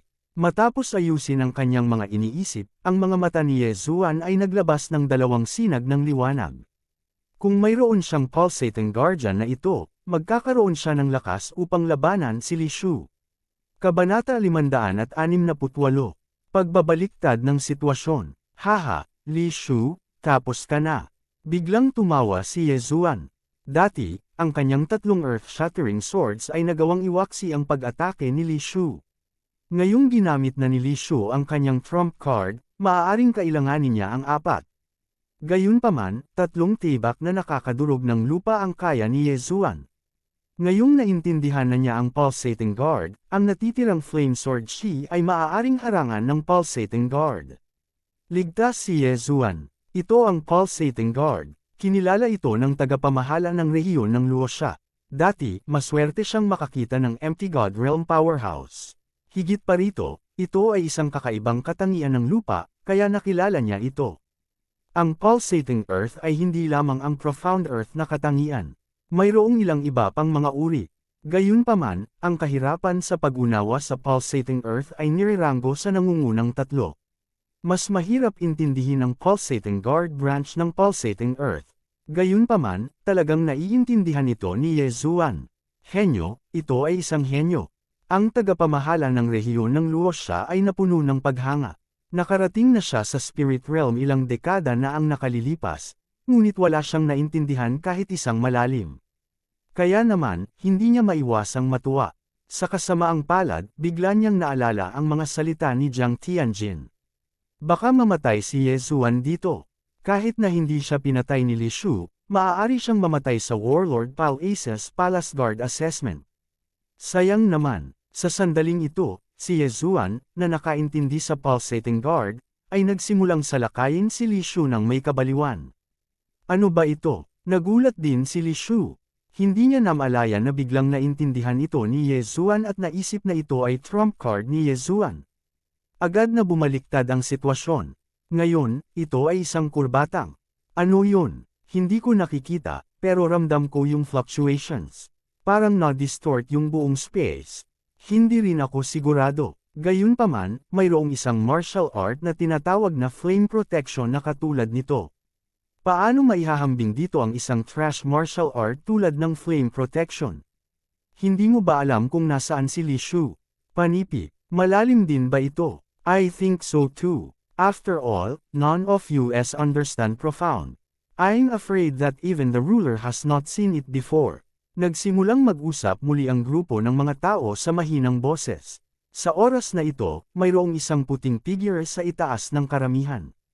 Pinsan iyon ni Ye Zuan, si Jiang Tianjin. Sup, naintindihan pa niya ang Pulse Guard. Hindi talaga pwedeng iwan ng buhay ang batang ito. Hawak ni Jiang Tianjin ang isang folding fan sa kanyang kamay. Bagamat may ngiti sa kanyang mukha, ang kanyang mga mata ay puno ng layuning pumatay. I even wanted to give his head to auntie as a gift. Forget it, bigla ko na lang siyang gustong makitang lumaki. Tapos, gusto kong makita ang ekspresyon ng mukha ng tatay niya kapag sinaktan siya ng hindi mabilang. Kumislap ang mga mata ni Jiang Tianjin, at pagkatapos ay nawala siya. Alam na niya ang kahihinatnan ng labanang ito, kaya bale nanood man siya o hindi. Sa lupa, Li Shu, hindi ka ba naging proud ngayon? Halika at patayin mo ako. Sigaw ni Ye Zuan. Mabaho brat, huwag kang masyadong mayabang. Sagot ni Li Shu habang nagngangalit ang kanyang mga ngipin.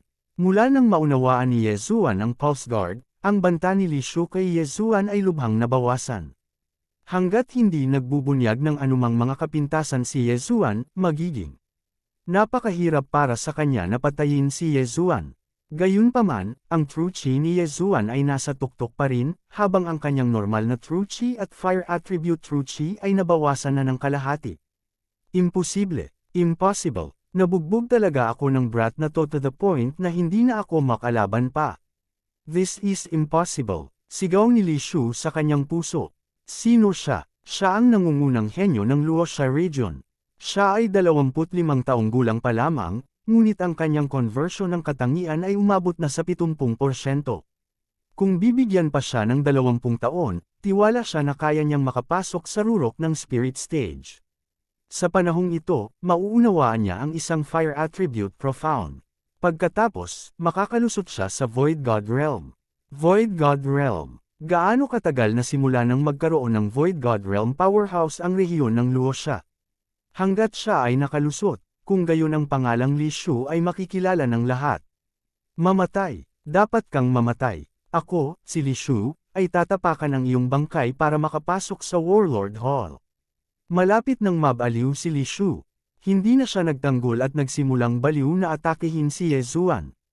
Isang magandang pagkakataon. Nagliwanag ang mga mata ni Ye Zuan. Dahil hindi nagtatanggol ang kanyang kalaban, hindi ba't iyon naman talaga ang gusto niya? Sa pinakadulo, ipagpapalit niya ang dugo sa dugo. Swish! Swish! Biglang kumislap ang dalawang sinag ng espada. Bang! Bang! Sabay na tinamaan ang mga balikat ni Ye Zuan at Li Shu.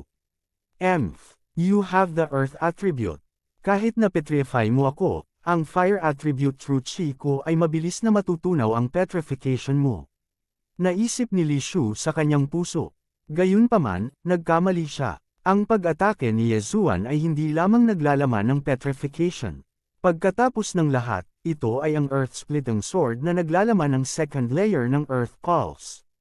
Pagkatapos ng petrification, may dalawang vibrations. Bitik. Agad na sumabog ang balikat ni Li Shu, at lumitaw ang isang malaking butas sa kanyang balikat. Damn it! Galit na nagmura si Li Shu at itinuon ang kanyang mga mata. Sa sandaling ito, hawak ni Ye Zuan ang mahabang espada sa kanyang kamay at pinutol ang kanyang nasusunog na kaliwang balikat ng Paulis. Isang bahagi lang nito ang nakadugtong sa kaliwang braso niya. Gayunpaman, sa susunod na sandali, si Li Shu ay natigilan. Nakita niya na ang kaliwang balikat ni Ye Zuan, na patuloy na umaagos ng dugo, ay gumagaling sa bilis na nakikita ng mata. Wala pang isang segundo, lumaki ang kaliwang balikat niya. Paano ito naging posible? Hindi lang si Li Shu ang nagulat, lahat ng naruroon ay nagulat, kasama na ang territorial ruler ng Luoxia region. Itong batang ito, mayroon ba siyang earth attribute o wood attribute? Hindi, kahit na ang wood attribute spirit ay hindi magkakaroon ng ganoong kalakas na epekto. Naubos ba niya ang banal na binhi ng buhay noon pa man? That must be it. Naubos niya siguro ang banal na binhi ng buhay nang hindi natin pinapansin at lumaki ang kaliwang balikat niya. Nagulat ang mga tao sa paligid. Maging ang territorial ruler ng Luoxia region at ang iba pa ay nagkatinginan dahil hindi nila nakita kung kailan kinain ni Ye Zuan ang Holy Seed of Life. Gayunpaman, walang mga patakaran sa labanan na ito. Ang lahat ay bahagi ng lakas ng isang tao. Kahit gumamit ng lason o tagong armas ang isa, ayos lang. Sa makatuwid, okay lang na ubusin ang Holy Elixir of Recovery sa panahon ng labanan. Tusong bata, tingnan natin kung paano ka makakabawi sa pagkakataong ito. Nagmura si Li Shu sa kanyang puso at naghanda na muling makipagpalitan ng dugo kay Ye Zuan. Ito talaga ang gusto ni Ye Zuan. Sa pagkakataong ito, tingnan natin kung mareresolba mo pa. Kumislap ang mga mata ni Ye Zuan at bigla niyang nilaslas gamit ang Earth Splitter na matagal na niyang naipon ang kapangyarihan. Whoosh! Whoosh! Ang dalawang sinag ng espada ay dumaan sa isa't isa ngunit hindi nagbanggaan. Ang dalawang pag-ataking ito ay muling damapo sa katawan ng isa't isa. Tinamaan pa rin si Ye Zuan sa balikat, ngunit si Li Shu ay tinamaan sa dibdib. Bang! Ang Earth Splitter ay sumabog sa harap ng dibdib ni Li Shu at agad na nahati ang kanyang dibdib. Napakalalim ng sugat na makikita ang kanyang mga buto. Hindi napigilan ni Li Shu ang pagluwan ng isang subo ng dugo. Masama ang pakiramdam niya dahil malapit nang bumaba ang kanyang cultivation level. RIP! Ang pulsating guard ni Ye Zuan ay nabasag din ng kanyang nagniningas na sword chi at pagkatapos ay nilaslas sa kanyang balikat. Sa isang iglap, mabilis na kumalat ang apoy. Kabanata 569. Mamatay. Walang awa na binunot ni Ye Zuan ang kanyang espada at muling pinutol ang kanyang balikat. Wala pang isang segundo, lumaki ito. Oh my God, nagtago siya ng 2 life saint seeds sa bibig niya. Ang 1 life saint seed ay napakahirap kunin, ngunit nakakuha siya ng 3 sa isang araw. Anong biro, sa lakas niya, makakakuha siya ng 10 sa isang araw. Itong batang ito, gusto niyang lumaban hanggang kamatayan kay Li Shu sa simula pa lang. Hindi niya naisip na umamin ng pagkatalo. Kalokohan, naintindihan niya ang ultimacy. Kung alam ng Warlord Palace, tiyak na tututukan nila ang pag-aalaga sa kanya. Hindi napigil ang mapabulalas ng mga henyo sa paligid. Malungkot ang mukha ni Li Shu. Hindi niya alam kung bakit pero ang bilis ng tibok ng puso niya. Hindi na niya naririnig ang boses ng mga tao sa paligid niya, tanging ang tunog na lang ng sarili niyang tibok ng puso. Kung hindi siya mamamatay, hindi ako makakakain o makakatulog ng mapayapa. Lumaban ka. Nakahanda na si Li Shu na lumaban hanggang kamatayan. Naintindihan ni Ye Zuan ang ultimacy at mas matalino kaysa sa kanya. Kung si Ye Zuan ay hindi namatay ngayon, siya ang mamamatay sa hinaharap. Patayin! Sigaw ni Li Shu at sumugod kay Ye Zuan. Magandang timing. Naghanda rin si Ye Zuan para sa malapit na labanan. Alam niyang nasa dulo na ng kanyang lakas si Li Shu, ngunit kung lalaban sila mula sa malayo, malamang na ililigtas ng Domain Master ng Luoxia Region si Li Shu bago siya mapatay. Sa oras na iyon, magsasayang sana siya ng Interspatial Ring. Sa isang iglap, naglapitan ang dalawang figure at marahas na umatake. Ang oras ng pag-upgrade ng realm ni Li Shu ay malapit nang matapos, at wala na siyang masyadong true chi na natitira. Kung hindi niya mapatay si Ye Zuan sa pagkakataong ito, siguradong patay na siya. Sa makatuwid, kailangan niyang maging lubos na nakatuon at patayin si Ye Zuan sa ilalim ng kanyang espada. Sa kasamaang palad, si Ye Zuan ay may pulsating guard na ngayon, kaya ang kanyang mga pag-atake ay halos hindi makapagbanta kay Ye Zuan. Gayunpaman, sa sandaling ito, ang itim na mga mata ni Ye Zuan ay biglang naging puti. Ang tagal ng Demon God transformation ay aktwal na lumipas sa oras na ito. Haha, anak, tapos ka na.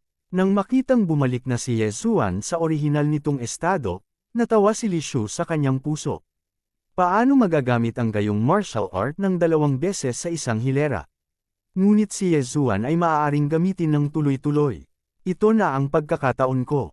Demon God Transformation. Ang isa pang multo ng Demon God ay namuo sa likod niya at pumasok sa katawan ni Ye Zuan. Sa isang iglap ay muling sumikad ang kanyang aura.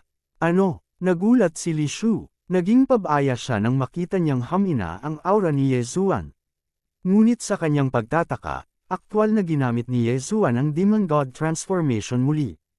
Hindi maganda. Nag-react ang Domain Master ng rehiyon ng Luoxia at naghanda sa pag-atake. Pagkatapos ng lahat, si Li Shu ay isa ring henyo. Gayunpaman, nang siya ay gagawa ng isang hakbang, isang ulo ang itinapon sa hangin. Ito ang ulo ni Li Shu. Natigilan ang Domain Master ng Luoxia Region. Gusto sana niyang makialam, ngunit napakabagal niya ng isang hakbang. Sayang ang isang henyo. Noong una, naramdaman niya na ito ay isang awa para kay Ye Zuan, ngunit ngayon, naramdaman niya na ito ay isang awa para kay Li Shu.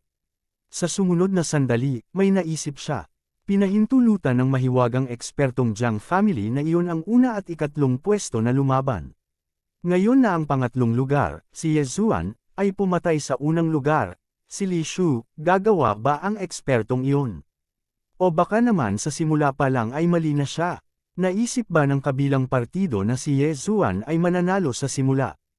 Ang Domain Master ng rehiyon ng Luoxia ay nagmamadaling tumingin sa paligid, ngunit walang nakitang sinuman sa hangin. Ye Zuan ang nanalo. Inihayag ng tornado. Nalaglag ang ulo ni Li Shu. Natural, nanalo si Ye Zuan.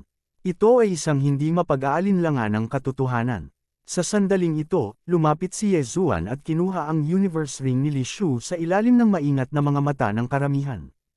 Ding! Ang conversion ng Earth attribute ng host ay tumaas sa 50 puntos. Na-notify ang system. Ang mga taong naruroon ay hindi mahina.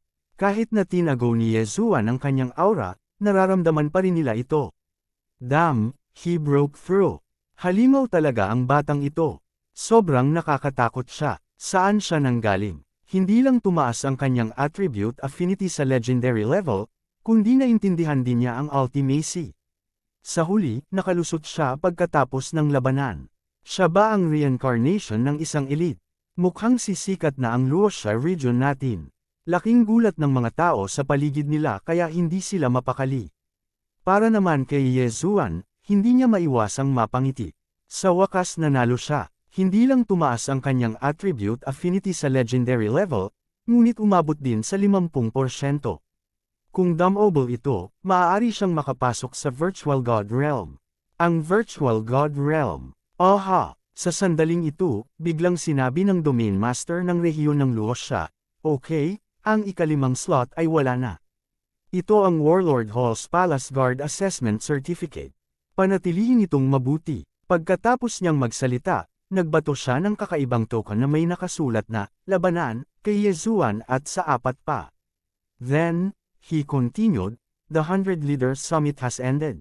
You can rest here and wait for me to return. Makaalis ka rin agad. Para sa inyong 5, ako mismo ang maghahatid sa inyo sa Warlord Hall. Panipi, Oo, tumango ang lahat bilang tugon. Sa sumunod na sandali, dahan-daang bumaba ang Nine Heavens Cloud Rock sa kalangitan. Natapos na ang 100 Leaders Summit. Dahil ang iba ay hindi nagmamadali, natural na hindi nila kailangan ang Nine Heavens Cloud Rock. Ang Nine Heavens Cloud Rock ay ibinigay na kay Yezuan at sa iba pang apat. Fair na, tumalon ang Domain Master ng Luoxia Region sa Nine Heavens Cloud Rock. Mabilis na sumunod si Yezuan at ang iba pang apat. Pagkatapos nilang sumakay, muling sinabi ng Domain Master ng Luoxia Region, kayong 5 ay kwalipikadong sumali sa Warlord Hall's Palace Guard Assessment. Ipapadala ko muna kayo doon. Maaari kayong manatili doon pansamantala. Originally, nakapagpahinga muna silang 5 ng ilang araw bago pumunta. Gayunpaman, ang Domain Master ng rehiyon ng Luoxia ay gustong mag-claim ng credit, kaya agad siyang umalis. Pagkatapos ng lahat, maaaring may isang Virtual God Realm Elite na nanunood sa kanila. Kung namatay si Yezuan, hindi siya magkakaroon ng pagkakataon. Dapat malaman ng isang tao na naiintindihan ni Yezuan ang Earth Pulsation at Earth Protection. Ang kanyang attribute affinity ay umabot na sa legendary level. Siguradong aalagaan siya ng husto ng Warlord Hall. Hindi niya kailangan ang gantimpala.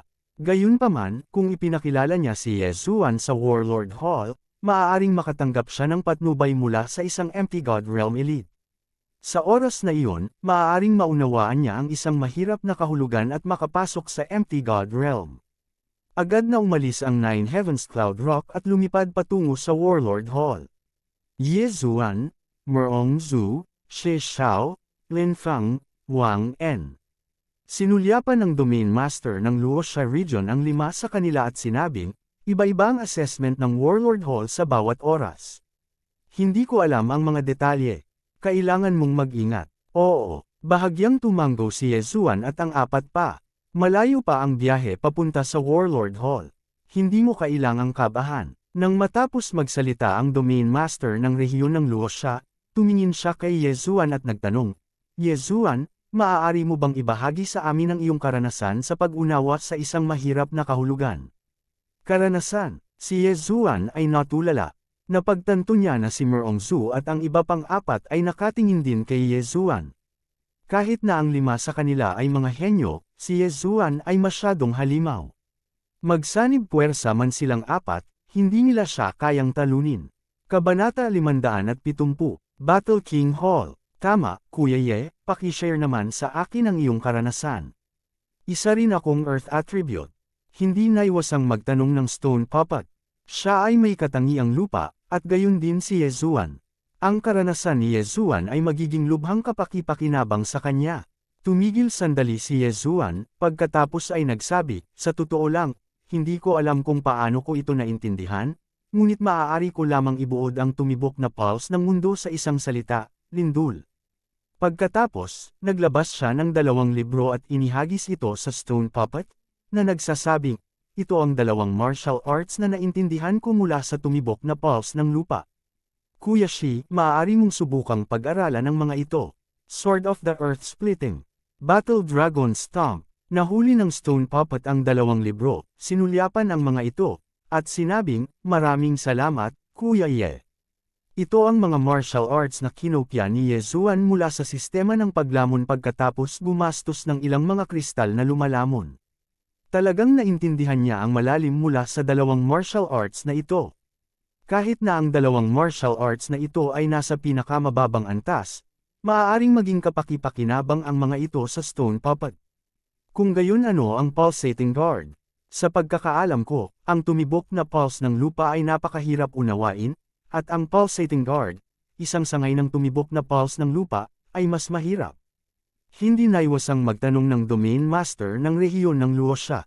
Ito, ang tumibok na pulso ng mundo ay maaaring isama sa anumang martial arts upang mapataas ang kapangyarihan nito, habang ang Pulsating Guard ay ginagamit para sa depensa. Itong Pulsating Guard, ngayon ko lang naintindihan. Casual na sagot ni Yezuan. Maaaring tumaas ang mga antas sa pamamagitan ng paglamon, ngunit talagang hindi niya alam kung paano mauunawaan ang malalim. Naiintindihan mo lang. Nagulat ang lahat. Lumalabas na si Yezuan ay talagang pinigilan hanggang sa bingit ng kawalan ng pag-asa, at pagkatapos ay napukaw ang kanyang potensyal, at bigla niyang naintindihan ang pulsating guard. Genius, super genius talaga siya. Sa oras na ito, biglang nagtanong si Yezuan, Sir Domain Master, maaari ko bang tanungin kung ilang uri ng malalim na lupa ang mayroon? Kamakailan lang naintindihan ng batang ito, kaya wala akong masyadong alam tungkol dito. Panipi, hindi ako masyadong malinaw sa specifics, ilan lang ang narinig ko. Ang pulsating pulse of the earth ay isa sa mga ito, at ang pulsating guard ay isang sangay ng pulsating pulse of the earth. Bukod dyan, kasama sa profound of earth ang strength at gravity. As for the rest, hindi ko alam. Panipi, ang domain master ng Luoxia region ay huminto sandali bago siya nagpatuloy. Kung pag-uusapan natin kung alin sa 5 elemento ang may pinakamalakas na ultimacy, sa tingin ko ito ang earth element. Sumimangot si Yezuan at nag-isip sandali. Bukod sa earth pulse, mayroon ding force at gravity. Ang dalawang kapangyarihang ito ng mga Upanishad ay madaling maunawaan. Ang kapangyarihan ni Upanishad ay dapat na pataasin ang kapangyarihan, at ang gravity ay dapat na pataasin ang gravity upang pabagalin ang bilis ng kalaban. Napaisip si Yezuan sa kanyang sarili. Mabilis ang kanyang bilis, kaya na-curious siya tungkol sa Gravity Upanishad. Kung maiintindihan niya ang gravity profound at bawasan ang bilis ng kalaban, mababawasan ng husto ang lakas ng kalaban. Ito ay isang banal na kasanayan. Pinakamahalaga, ito ay katumbas ng isang flight restriction formation, na maaaring pilitin ang kabilang partido sa lupa. Nagtataka ako kung kailan ko naiintindihan ang profound of gravity. Matapos mag-isip ng ilang sandali, ipinikit ni Yezuan ang kanyang mga mata. Hindi siya naglilinang, ngunit ayaw niyang sagutin ang mga tanong ng ibang tao.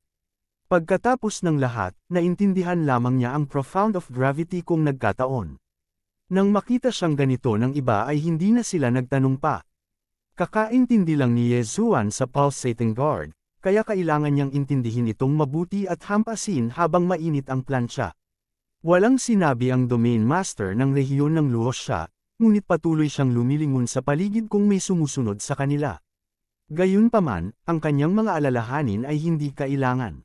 Gusto nga ni Jiang Tianjin na patayin si Yezuan, ngunit nagbago ang isip niya at umalis. Sa makatuwid, ang paglalakbay ay maayos at walang hadlang. Makalipas ang 3 araw, dumating ang 9 Firmament's Great Cloud Palm sa Battle King Hall. Nandito na tayo sa wakas. Ang Stone Puppet, na nililinang ang Earth Splitting Sword at Battle Dragon Stomp sa nakalipas na 3 araw, ay tumayo mula sa lupa at tumingin sa malaking, solemn na palasyo sa harap niya. Iyan ang Battle King Hall. Binuksan ni Yezuan ang kanyang mga mata at dahan-daang sinabi. Ito ang Battle King Hall, pero branch hall lang ito. Kung makapasa ka sa pagsusulit, itatalaga ka bilang isang bantay sa branch hall na ito. Sabi ng Domain Master ng Luoxia Region. Banghang hall lang. Kumunot ang noo ni Yezuan. Huwag kang mag-alala, napakahusay ng iyong kakayahan. Basta't iuulat ko ang bagay na ito, tiyak na magpapadala ang branch hall ng mga eksperto upang i-escort ka sa main hall. Sabi ng Domain Master ng Luoxia Region. Bahagyang tumango si Yezuan. Dapat ay walang mahanap ang branch hall, kaya kailangan niyang pumunta sa main hall. Sa oras na ito, biglang sinabi ng Domain Master ng rehiyon ng Luoxia, gayunpaman, narinig ko na isang misteryosong puwersa ang lumitaw kamakailan, at patuloy nilang inaatake ang mga eksperto ng Battle King Hall. Gusto kitang bigyan ng babala. Misteryosong puwersa. Kinaikit ni Yezuan ang kanyang mga mata, at 2 pangalan ang pumasok sa kanyang isipan. Armas King Hall, Beast King Hall. Ang Battle King Hall at ang iba pang 2 King Hall ay ang mga pinuno ng rehiyong ito. Gayunpaman, kung mayroong sinumang nang ahas na guluhin sila, iyon ay ang mga eksperto na ipinadala ng 2 puwersang ito. Naisip din ni Merongzu at ng iba pa.